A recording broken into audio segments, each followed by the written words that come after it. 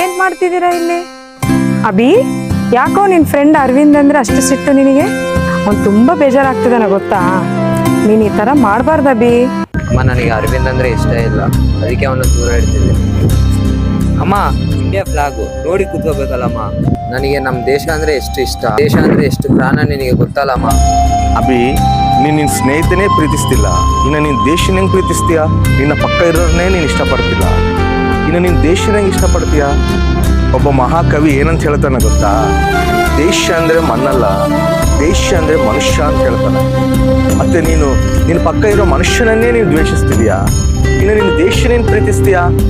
ಬೈಬಲಲ್ಲಿ ಯೇಸು ಸ್ವಾಮಿ ಏನಂತ ಹೇಳ್ತಾರೆ ಗೊತ್ತಾ? ನಿನ್ನಂತೆಯೇ ನಿನ್ನ ನೆರೆಯವ್ರನ್ನ ನೀನು ಪ್ರೀತಿಸು ಅಂತ ಹೇಳ್ತಾನೆ. ನಿನ್ನಂತೆಯೇ ನಿನ್ನ ನೆರೆಯವ್ರನ್ನ ನೀನು ಪ್ರೀತಿಸಿದಾಗ ಅವ್ರನ್ನ ನೀನು ದ್ವೇಷಿಸೋಕ್ಕಾಗೋದಿಲ್ಲ, ಅವ್ರನ್ನ ನೀನು ಮೋಸ ಮಾಡೋದಿಲ್ಲ, ಅವ್ರ ಮೇಲೆ ನೀನು ಹಲ್ಲೆ ಮಾಡೋದಿಲ್ಲ. ಅವಾಗೆ ದೇಶ ಕೂಡ ಸಮಾಧಾನಕರವಾಗಿದೆ. ನಿನ್ನಂತೆಯೇ ನಿನ್ನ ನೆರೆಯವ್ರನ್ನ ಪ್ರೀತಿಸು, ಅದೇ ನಿಜವಾದ ದೇಶ ಪ್ರೀತಿ. ಅರವಿಂದ್,